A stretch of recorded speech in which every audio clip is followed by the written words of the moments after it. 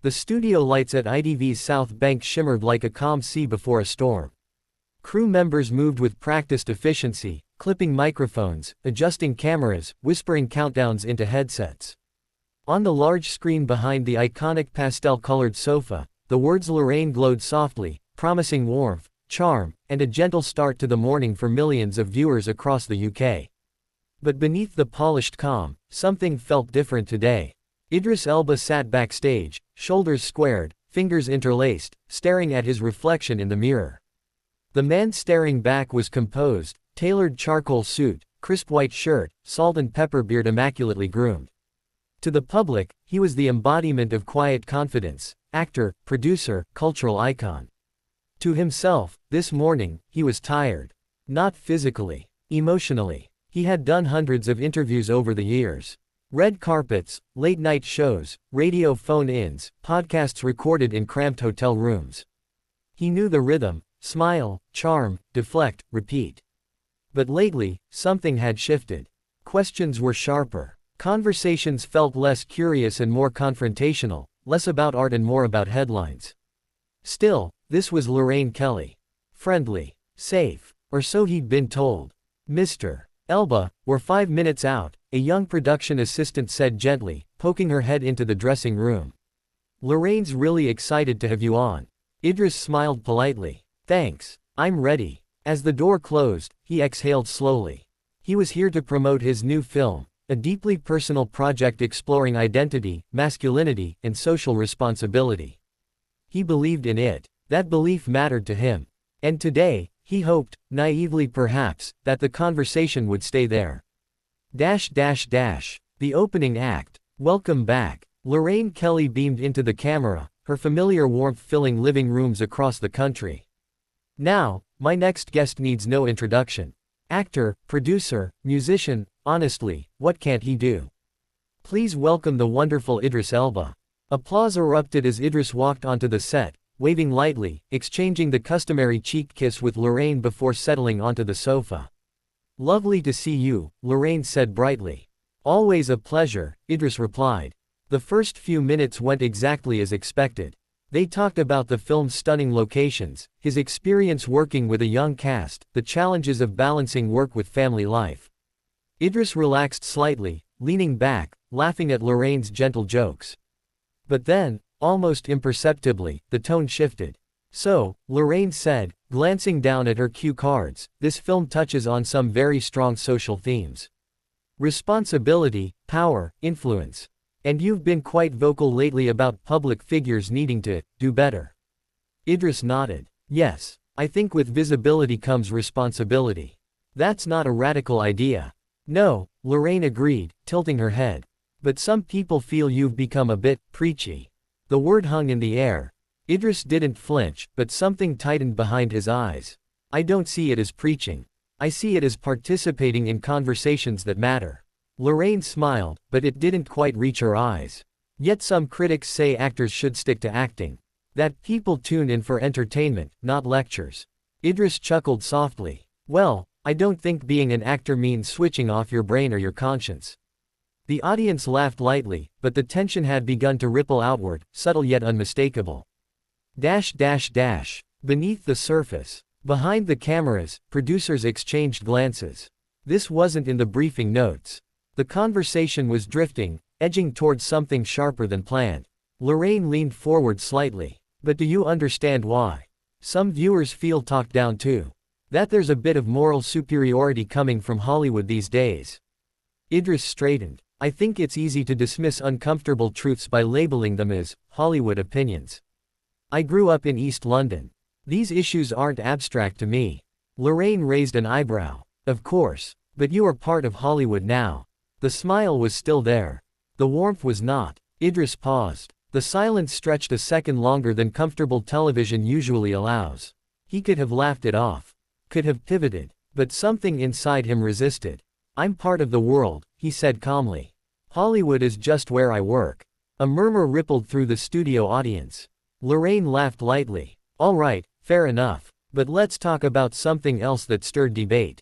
You recently declined a role, saying it perpetuated harmful stereotypes. Some people felt that was an overreaction. Idris's jaw tightened. It wasn't an overreaction. It was a decision based on principle. But isn't that limiting creativity? Lorraine pressed. Art is supposed to be uncomfortable sometimes. Idris nodded slowly. Absolutely. But discomfort shouldn't always come at the expense of dignity. The words landed heavier than expected. The cracks appear. Lorraine glanced briefly toward the camera, then back to Idris. Do you worry, though, that constantly framing things in terms of harm and responsibility makes people switch off? That it alienates audiences? Idris inhaled deeply. What alienates people is being told their lived experiences don't matter. There it was. The temperature in the studio seemed to rise. Lorraine's posture stiffened. I don't think anyone's saying that. With respect, Idris replied, voice still controlled, that's often exactly what's being said, just in more comfortable language. A producer off camera made a subtle hand gesture, signaling Lorraine to steer back. She ignored it. But surely, Lorraine said, you must see that not everyone wants their morning TV to feel like a lecture on social justice. Idris looked at her directly now. Then perhaps they should change the channel. Gasps. A few nervous laughs. A sharp intake of breath from someone in the front row. Lorraine's smile faltered for the first time. Live television has no undo button. Well, Lorraine said, her tone noticeably cooler, that's one way to look at it. Idris shifted forward on the sofa. Lorraine, I came here to talk about my work. I'm happy to discuss its themes. But framing concern for real people as an inconvenience to viewers, that's a problem. Lorraine crossed her legs. I'm just reflecting what some of our audience has said. And I'm responding honestly, Idris replied. The studio fell quiet. Behind the scenes, a senior producer whispered urgently into a headset. This wasn't friendly banter anymore. Social media teams were already bracing for impact. Lorraine cleared her throat. Let's just take a breath. I think emotions are running a bit high. Idris smiled thinly. They tend to when the conversation matters. The tension was now unmistakable. This wasn't a disagreement, it was a collision of perspectives, unfolding live, unfiltered. The point of no return. Lorraine glanced at the clock. They still had several minutes to fill. So, she said carefully, do you think there's a risk that celebrities, perhaps unintentionally, shame ordinary people for not thinking the right way? Idris's eyes hardened. I think there's a bigger risk in pretending silence is neutral. That wasn't my question, Lorraine said. Idris leaned back, then forward again, voice steady but edged with steel. And I think the framing of your question suggests a fear of accountability more than a concern for dialogue. The audience audibly reacted, whispers, shifting seats. Lorraine's smile vanished completely. That's not fair. Idris shrugged lightly. Live TV rarely is. A producer stepped into frame slightly, trying to catch Lorraine's eye. She didn't. Are you saying, Lorraine asked, that anyone who disagrees with you is afraid? I'm saying, Idris replied, that disagreement is healthy. Dismissing conversations because they make us uncomfortable is not. Lorraine exhaled sharply. This feels unnecessarily confrontational. Idris met her gaze. It became confrontational when my integrity was questioned. The walk-off looms. The atmosphere was now electric, every word crackling with tension. Lorraine shifted in her seat, clearly irritated. Well, she said briskly, we can agree to disagree. Idris nodded slowly. We can. But disagreement doesn't require undermining. Lorraine glanced to the camera. We're going to take a short break. Idris stood up. The movement was sudden, decisive. Lorraine froze. Idris, I think I'm done here, he said quietly. The audience erupted into shocked murmurs. Cameras scrambled to adjust. A producer rushed forward, whispering urgently. We're live, Lorraine hissed, half rising from her seat. I know, Idris replied calmly, removing his microphone. That's exactly why. He placed the mic gently on the table, nodded once toward the audience, and walked off the set. The screen cut abruptly to a commercial. Aftermath begins. Backstage, chaos erupted. What just happened? Is he really gone? Get PR on the line, now. Idris walked down the corridor, heart pounding but expression composed. He didn't run. He didn't look back. He knew exactly what this would become. Headlines, outrage, hot takes. Some would call him arrogant. Others would call him brave. But in that moment, none of that mattered. What mattered was that he had refused to shrink himself for the sake of comfort. And Lorraine Kelly, still seated on the pastel sofa under blinding lights, knew, perhaps before anyone else, that this morning television moment would not be forgotten. The moment the screen cut to commercials, the illusion of calm shattered. Inside the Lorraine studio, voices overlapped, headsets crackled, and producers rushed in from every direction. Lorraine Kelly remained seated on the sofa, hands clasped tightly in her lap, eyes fixed on the darkened camera lens in front of her. The bright studio lights, once comforting, now felt harsh, exposing. "All right, everyone just breathe," a senior producer said, trying to steady the room. "We need control." Lorraine finally stood up. Did he seriously just walk off? No one answered immediately. The silence was answer enough. Backstage, two different worlds. Idris Elba continued walking, long strides echoing down the narrow ITV corridor. A production assistant jogged after him. "Mr. Elba, Idris, please, can we talk?" He stopped, turned calmly. "I've said what I needed to say. You understand this is going to blow up, right?" she asked nervously. Idris nodded. "It already has." His driver was already waiting. As Idris stepped outside into the gray London morning, he felt a strange mix of emotions, relief, frustration, and a quiet certainty. He hadn't planned to walk off. But he also hadn't planned to stay silent. Across the building, Lorraine had been escorted into a small green room. She paced, arms folded tightly across her chest. "I wasn't attacking him," she insisted to the executive producer. "I was asking questions." "You were," the producer replied carefully. "But live television magnifies tone. And this escalated." Lorraine scoffed. "So now I'm the villain because he can't handle a tough question." The producer didn't respond. He was already thinking ahead: damage control, statements, social media monitoring.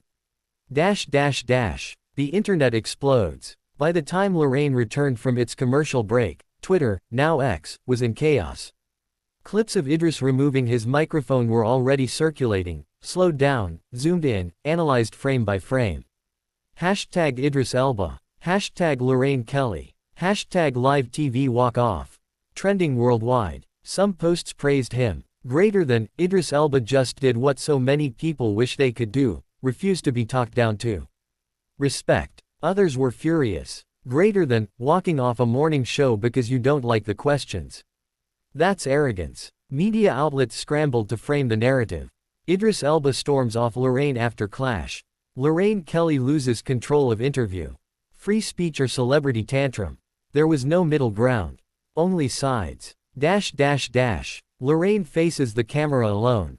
When the show returned live, Lorraine sat back on the sofa, alone. "Well," she said, forcing a smile that wavered slightly, "that was unexpected." She addressed the audience directly. "We invite guests on this program to have open conversations. Sometimes those conversations get passionate." Her voice remained professional, but viewers noticed something new: defensiveness. "We respect all opinions," she continued, "and we wish Idris the very best." Behind the scenes, producers debated whether that sentence was enough. It wasn't. The statement that changed everything. 2 hours later, Idris Elba's publicist released a short but powerful statement. Greater than, Idris Elba attended Lorraine to discuss his work and its themes. When the conversation shifted toward questioning his integrity and lived experience, he chose to remove himself rather than continue a dialogue framed in dismissal. He stands by respectful discussion and meaningful accountability. That was it. No apology. No backtracking. The reaction intensified. Some commentators praised the restraint. Others accused him of controlling the narrative. Lorraine, meanwhile, was advised not to respond immediately. She didn't listen. Lorraine speaks out. That evening, Lorraine Kelly addressed the incident on her own social media. Greater than, I've been interviewing guests for decades. Asking challenging questions is part of the job. I'm disappointed that today's conversation ended the way it did, but I won't apologize for doing my role. Within minutes, replies flooded in. Greater than, challenging questions aren't the same as dismissive ones. You poked and prodded until he snapped. He didn't owe you emotional labor. But there were defenders too. Greater than, Lorraine did nothing wrong. Celebrities can't demand soft interviews. The nation was split. Behind closed doors at ITV. The next morning, ITV executives gathered in a closed-door meeting. This isn't just about one interview, one executive said. It's about tone, trust, and public perception. Another added, Lorraine's brand is warm. This clashes with that. There was no talk of suspension, Lorraine was too established for that. But subtle changes were discussed. Revised briefing notes, stricter interview boundaries, more producer intervention during live segments. And officially, one phrase kept coming up. Prevent another Idris situation. Idris breaks his silence. 3 days later, Idris appeared at a film festival panel in Manchester. The moderator hesitated before asking the question everyone expected. Would you like to address what happened on Lorraine? Idris paused, scanning the audience. I didn't go there to argue, he said evenly. I went there to talk about work that matters to me. When conversations turn into character judgments, I believe it's okay to step away. Applause filled the hall. I'm not angry, he continued. But I'm also not obligated to stay in spaces that diminish lived experience for the sake of comfort. That clip went viral too, but this time, the response leaned heavily in his favor. Lorraine's private doubt. Despite her public confidence, Lorraine struggled privately. Late one evening, she rewatched the interview alone. No producers. No distractions. She noticed things she hadn't in the moment. Her tone sharpening, the repeated framing of audience discomfort, the subtle defensiveness. She sighed, rubbing her temples. Did I push too hard? She murmured. The question lingered unanswered. Cultural impact. Universities discussed the incident in media ethics classes. Opinion pieces debated whether morning television should remain safe or evolve into deeper discourse. One columnist wrote, "Greater than, Idris Elba didn't walk off a show. He walked away from a system that punishes discomfort and rewards politeness over truth." Another countered, "Greater than, public platforms demand resilience. Walking away risks silencing debate." But one thing was undeniable. The moment had struck a nerve. An unexpected message. Weeks later, Idris received an email. From Lorraine Kelly. It was short. Greater than, I've been thinking a lot about our conversation. I still believe in asking difficult questions, but I also recognize tone matters. I wish things had gone differently. Idris read it twice. He didn't respond immediately. When he finally did, his reply was just as brief. Greater than, dialogue only works when both sides feel heard. I hope future conversations reflect that. No reconciliation interview followed. No joint appearance. Some things, once cracked, don't need to be glued back together. Epilogue. A moment that lingered. Months later, Lorraine continued as usual. Smiles returned. Guests laughed. But viewers noticed something else. Interviews felt gentler, more carefully worded. Idris Elba moved on too. New films, new projects, new platforms where he controlled the conversation. Yet the clip still resurfaced from time to time, shared with captions like, "Greater than, this is what boundaries look like." The morning Idris Elba walked off Lorraine Kelly's show became more than a viral moment. It became a question that still echoes. When does asking questions cross the line into dismissal, and who gets to decide? The end.